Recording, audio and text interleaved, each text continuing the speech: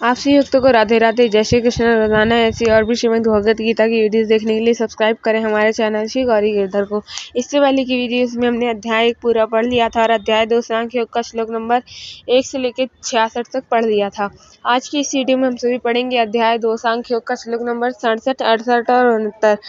आज की वीडियो को शुरू करने से पहले मैं आप सभी को बता दूं कि आप सभी हमारे चैनल पर नए हैं तो आप हमारे चैनल को सब्सक्राइब करके बने हमारे यूट्यूब परिवार श्री गौरी गिरधर का एक हिस्सा।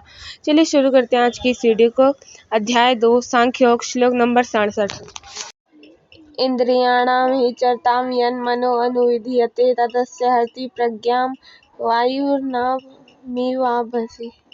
इस श्लोक का हिंदी अर्थ है, जल में वायु जैसे नाव को हर लेता है वैसे ही विषयों में विरचती हुई इंद्रियों के बीच में जिस इंद्रिय का अनुकरण मन करता है वह एक ही इंद्रिय इसकी प्रज्ञा को हर लेती है। व्याख्या।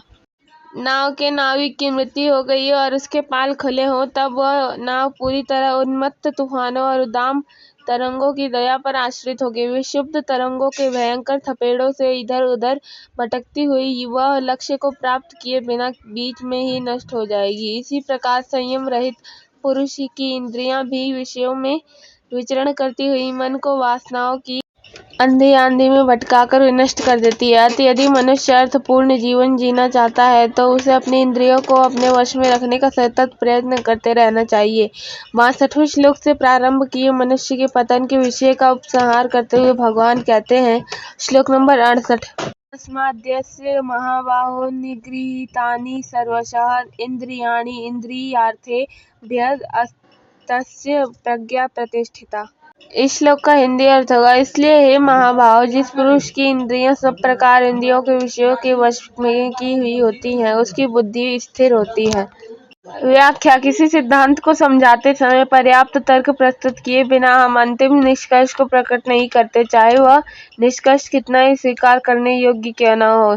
इसी को ध्यान में रखते हुए श्री कृष्ण अर्जुन को आवश्यक तर्क देने के बाद इस श्लोक में इस निष्कर्ष पर पहुंचते हैं कि केवल अश्रु विलाप और शोक के अतिरिक्त किसी उच्चतर वस्तु की अपेक्षा यदि हम जीवन में करते हैं तो संयम पूर्ण जीवन ही जीने योग्य है।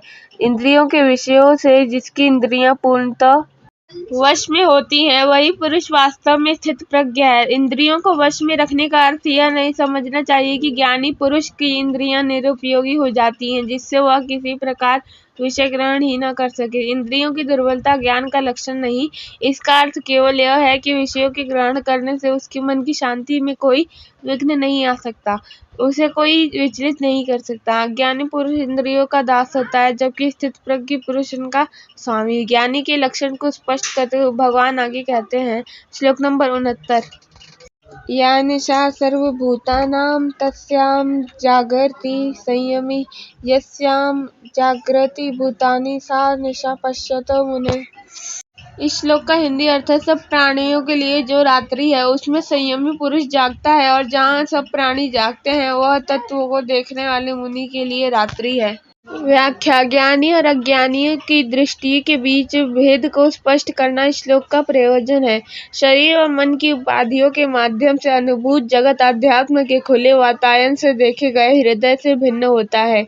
यहाँ रूपक की भाषा में सिद्धांत को इतने पूर्ण रूप से कहा गया है कि अनेक सूक्ष्म तर्क करने वाले लोग उसमें निहित काव्य के सौंदर्य को देख नहीं पाते। काव्य और ज्ञान का समन्वय करना आर्य लोगों की विशेषता है और जब दार्शनिक कवि व्यास जी पूर्ण तत्व के आनंद को व्यक्त करने के लिए अपनी लेखनी और भोजपत्र उठाते थे तब वे गीता में कविता से श्रेष्ठ अन्य कोई माध्यम प्रयुक्त नहीं कर सकते थे। अज्ञानी पुरुष जगत को यथार्थ रूप में कभी नहीं देखता, वह जगत को अपने मन के रंग में रंग कर देखता है और फिर वहाँ वस्तुओं को ही दोषयुक्त समझता है। रंगीन चश्मे द्वारा जगत को देखने पर वह रंगीन ही दिखाई देगा, किंतु जब कांच को हटा देते हैं तब वह जगत जैसा है वैसा ही प्रतीत होता है। आज जब हम शरीर, मन और बुद्धि के माध्यम से जगत को देखते हैं तब वह स्वाभाविक ही परिच्छिन्न और दोषयुक्त अनुभव होता है, किंतु यह सब दोष उपाधियों का ही है। स्थितप्रज्ञ पुरुष अपने ज्ञान की दृष्टि से जब देखता है तब उसे पूर्णत्व और आनंद का ही अनुभव होता है। जब एक विद्युत अभियंता इंजीनियर किसी महानगर में पहुंचता है जहां संध्या के समय से ही सभी दिशाओं में विद्युत का प्रकाश जगमगाता है, तब वह प्रश्न करता है कि यह एसी है या डीसी, जबकि उसी दृश्य को एक अनपढ़ ग्रामीण व्यक्ति आश्चर्यचकित होकर देखते हुए चिल्ला उठता है कि बिना तेल और बत्ती के प्रकाश को मैं देख रहा हूँ। उस ग्रामीण की दृष्टि से वहाँ न विद्युत है और न